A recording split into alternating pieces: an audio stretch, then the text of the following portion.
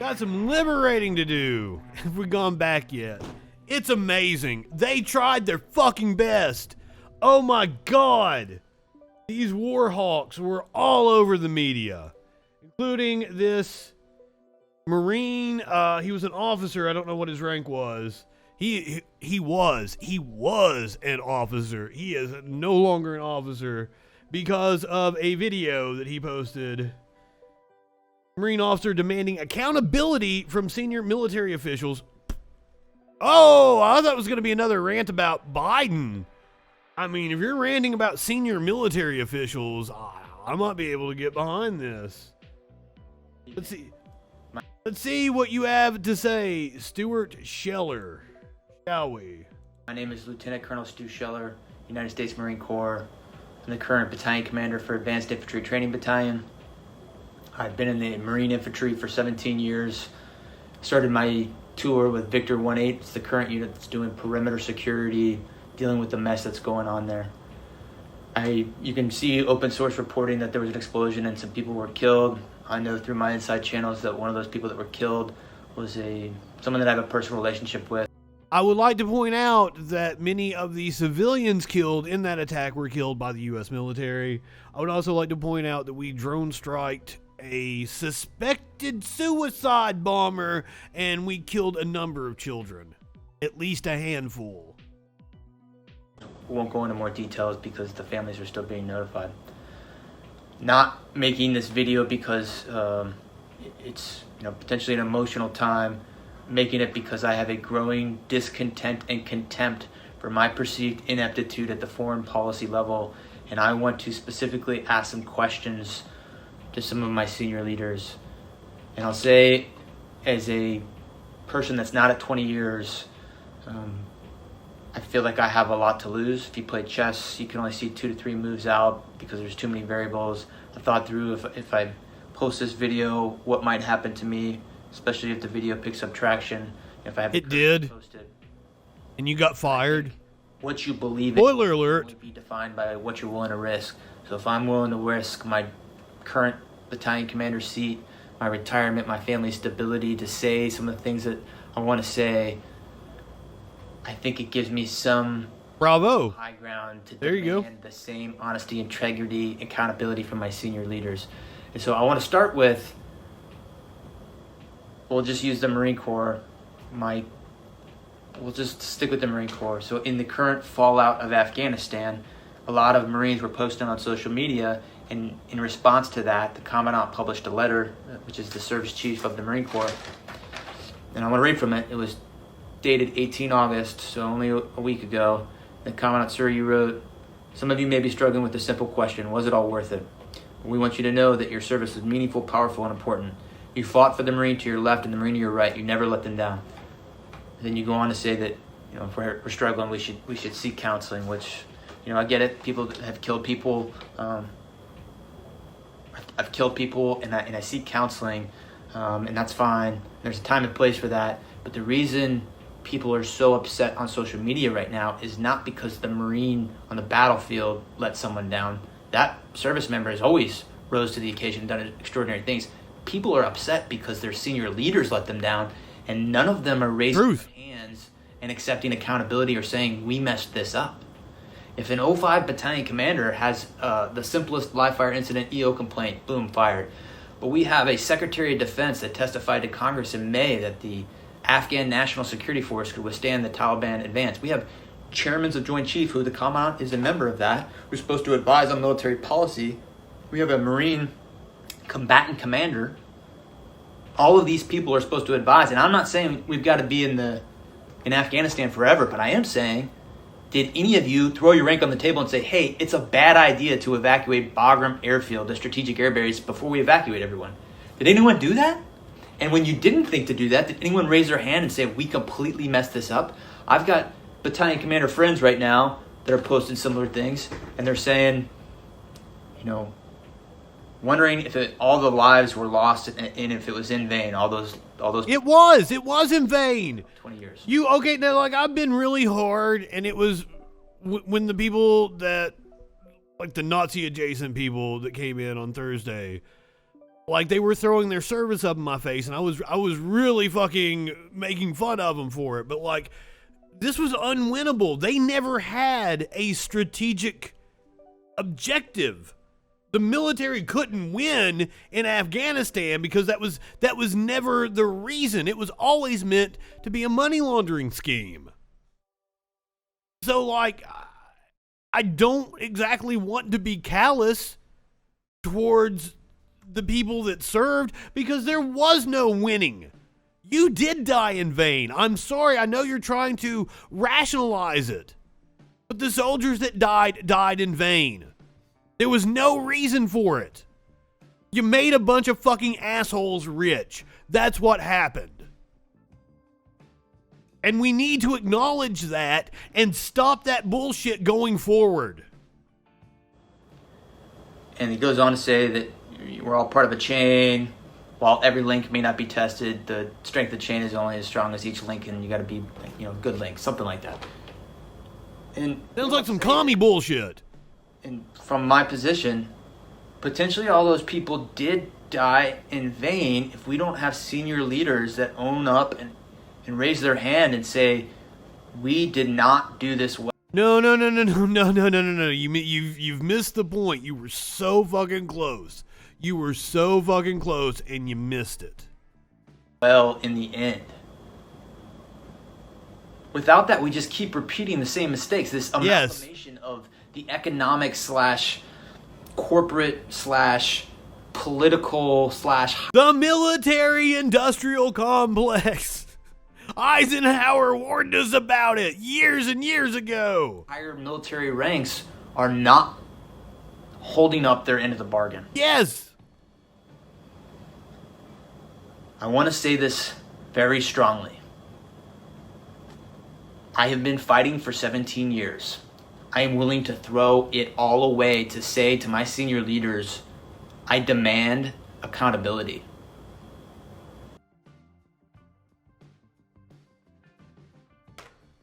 Yes, we did not learn our lesson from Vietnam.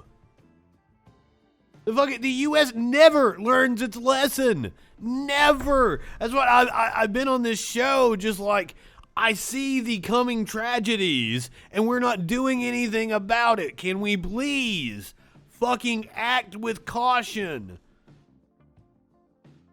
There are all these schools shutting down across the South. Like, well, we're going to try again in 2 weeks. What's wrong with you? You didn't make it the first 2 weeks. Can we learn just not to go to fucking war? What were we doing in Afghanistan to begin with? Holy fuck. But. People like Dan Crenshaw, I'm sure, like, I haven't watched this yet. I don't exactly know what he said. The quote on the video is, "We didn't end the war." I don't know what his take is, but I'm sure it's going to be shitty.